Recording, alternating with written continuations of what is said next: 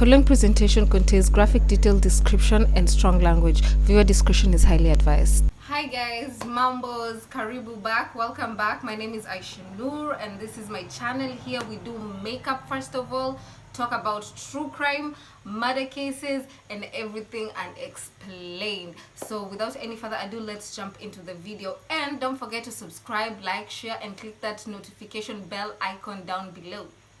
Yeah, support a sister.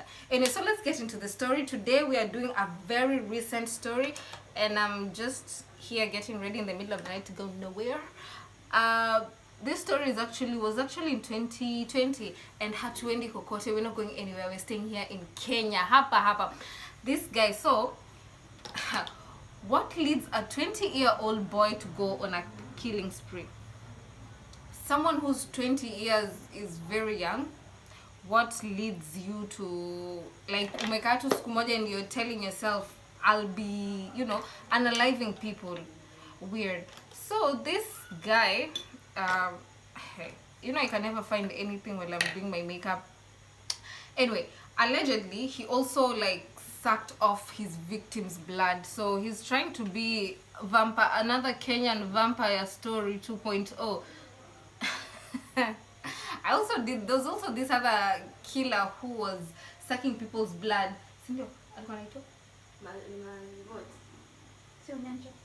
Onyancha. And imagine I did his story. Onyancha used to suck people's blood. So this kid is trying to be Onyancha was his inspiration. I don't know, I'm just guessing. Anyway, so Matheri Milimo was born in 2001 in Bungoma, and unfortunately his parents separated way before he was born, and his mother ended up remarrying, and his dad, whose name was Robert Wanjala, wasn't in his life. Do I want to say he is a deadbeat dad? Yes. Do I know for sure he is a deadbeat dad? I don't know. Do I suspect that he is a deadbeat dad? Yeah. Period.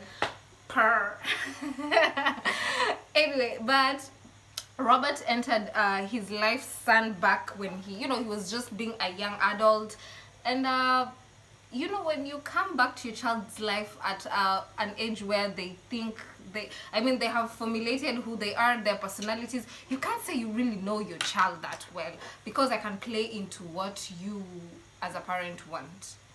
Yeah. So this guy began his killing spree in 2016. 2016 is a long time ago. I'm going to hold my mirror up. A long time ago, but not that long.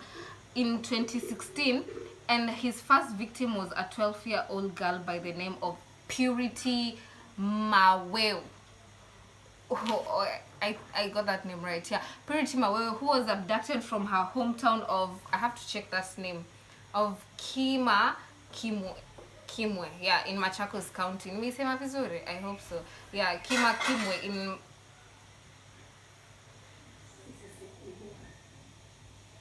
it's the cat. I thought it was one of my sisters. In Kimwe in Machakos County. And this guy, it is noted that he targeted mainly kids. That was his target victims. It was just kids. He wanted kids. Oh, just give me a minute. Everything is falling apart. I don't know why. I really don't know why.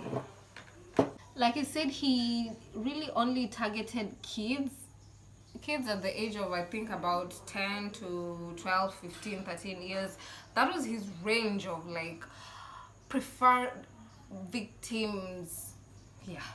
And his next victim was a boy by the name of Aaron, who vanished in the town of Kimilili in western of Kenya. That was his second known victim. So Kenyans, obviously, they feared the growing number of missing children in 2020, which was 242, and 125 of them were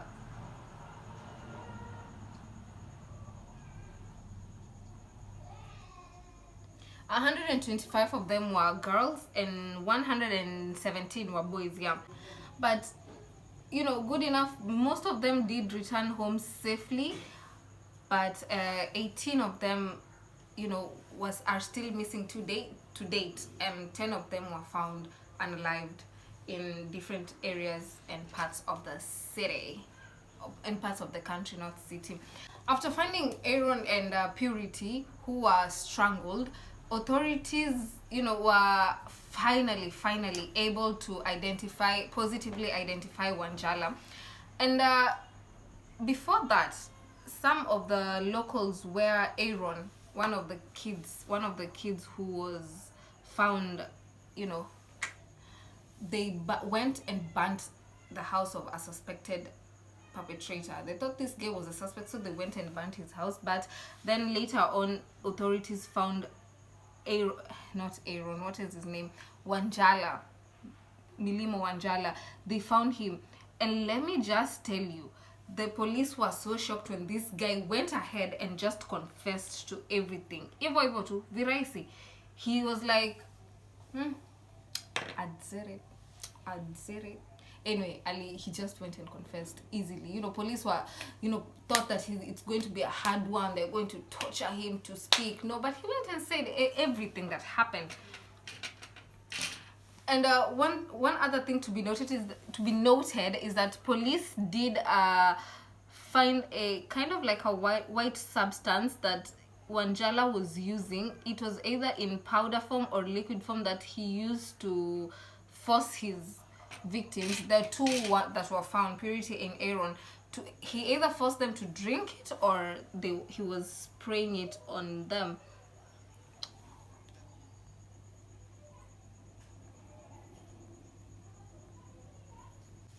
And the parents of the victims, their worst fear was, coming to life.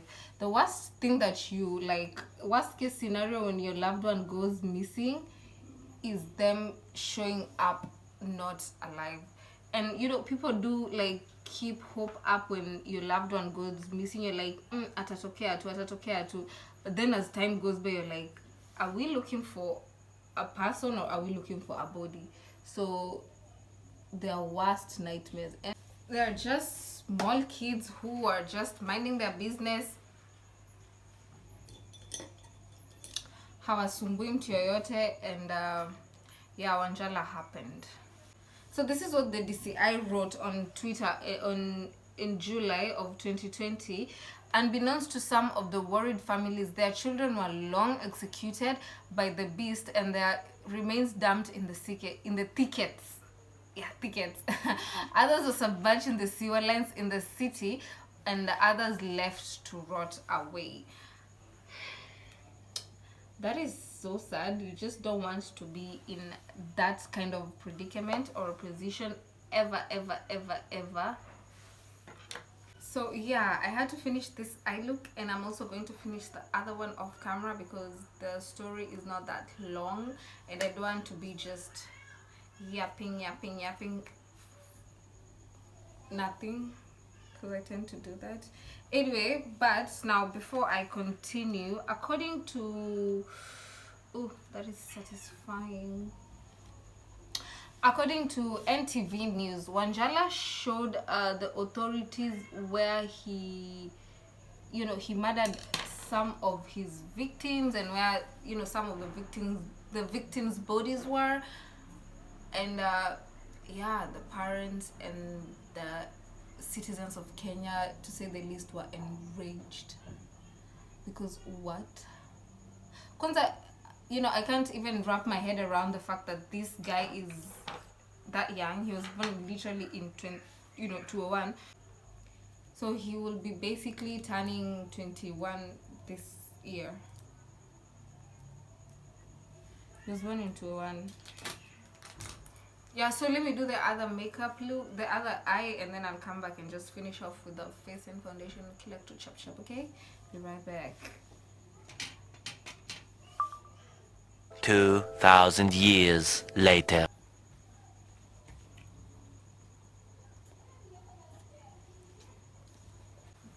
Yeah, I'm back with the eye.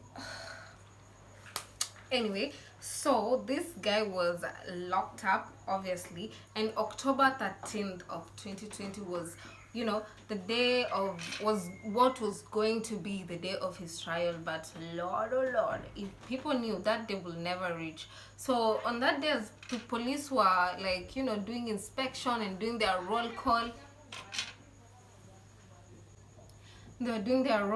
and stuff, they realized that the inmate was missing. How it's very unclear how he actually went missing. I don't know if it's an inside job or whatever. I didn't find that information, but that's suspicious. The way he just like vanished from prison. Like, how do people even get away from prison? I usually feel like it's either months or years of planning, ama you have like help from inside.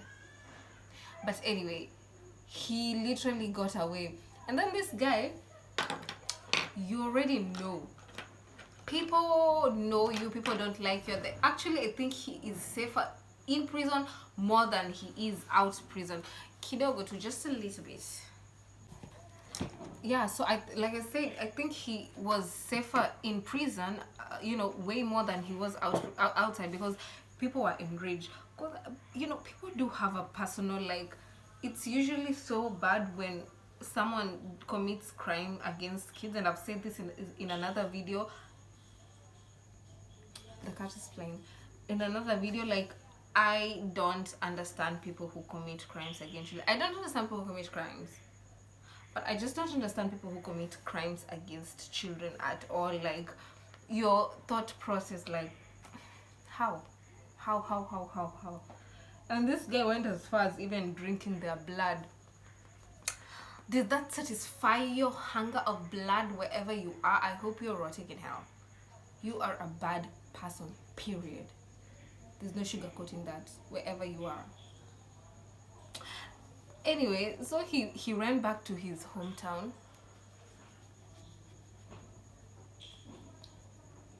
and kids recognized him. Imagine even kids recognizing you, and woo, that is stuff you can forehead.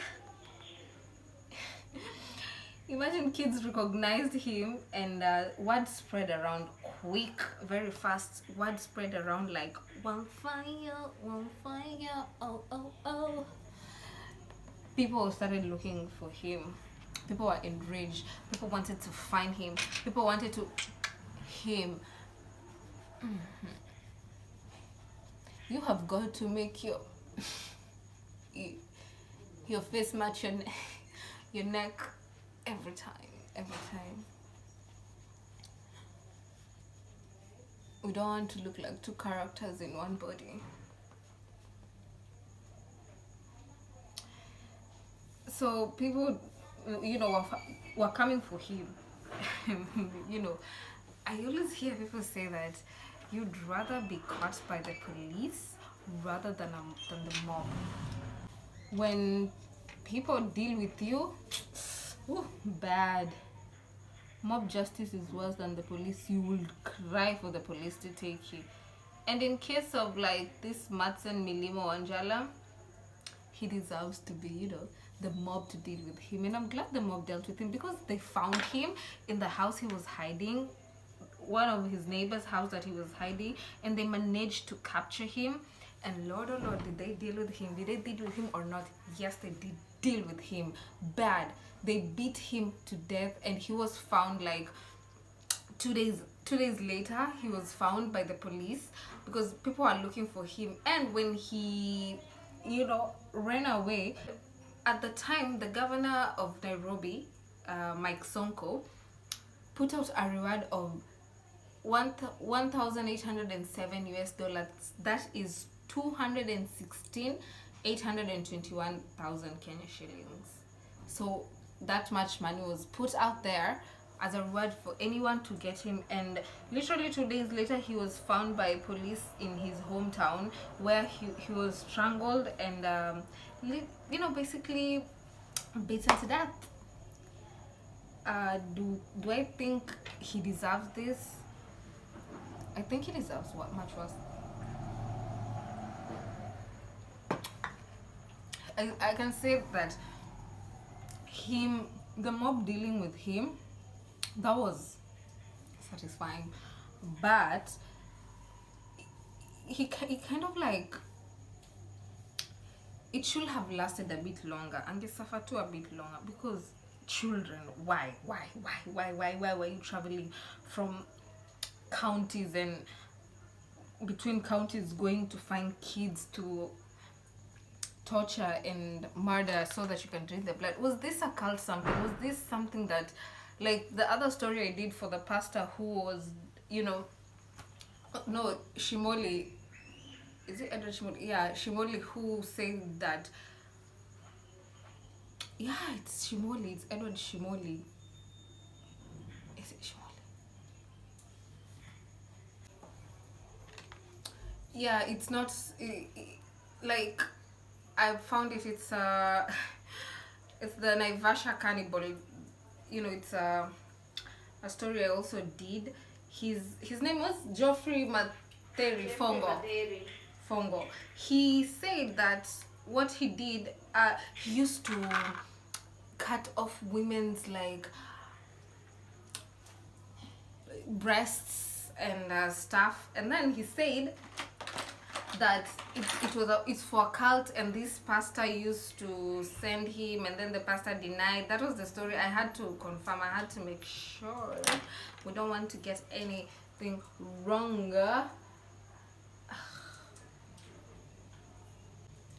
Yeah, so I don't know, that one, that was his reason, but the pastor denied. You should go watch that video.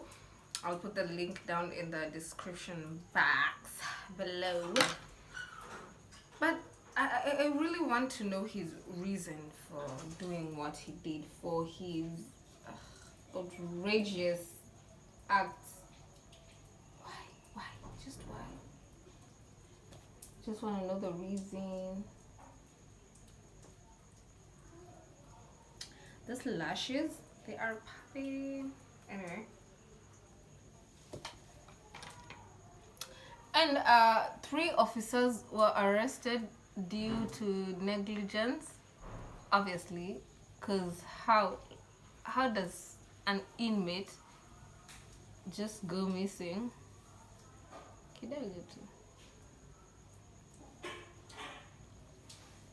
How does an inmate just go missing even to a day before, or rather the day of his trial?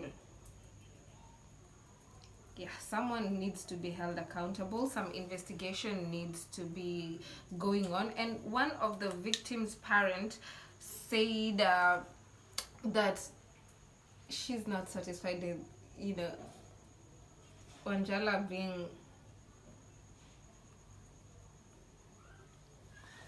being like now is passed on. She really wants to see him in court and just know the reason as to why he did what he did. Exactly. Me too. I want to know. Like, why? What drove you to those extents? Why did you do that? Those are the things that I want to know.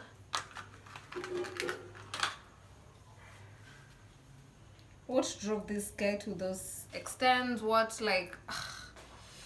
Me too. I fail to understand people who commit crimes, not only against, everyone, but especially those who commit crimes against kids. Because, my sister is behind the scenes gassing me up, like, kama naka vizuri ni sifuni, please. I just want to, to be told that I look good. Do I look good? Yeah, you do, girl. Yeah, I don't understand. Nikki. Kuna ingine? I know. No. Me too. Baki tu. Simple. Your makeup is simple and cute. Oh, thank you. I've not even put blush or anything or highlighter. Them lashes, girl. Inaitwaje? Thumbnail.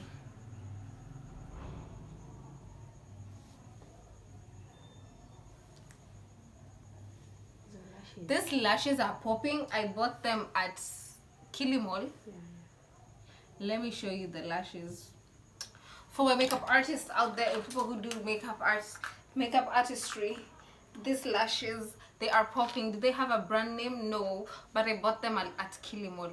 5 lashes, they were about 200 Kenya shillings.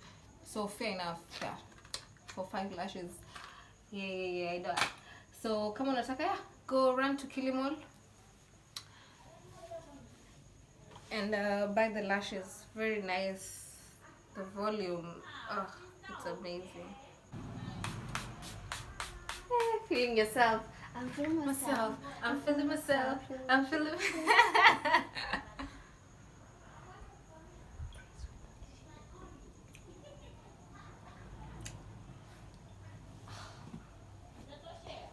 Karibu. I don't understand people who commit crimes against anybody. Yeah, and for this Kenyan stories, like Kenyan murders, it's very hard to find like full information, background of where they stayed, where. I'm talking to my sister and I've forgotten what I was saying. Oh yeah.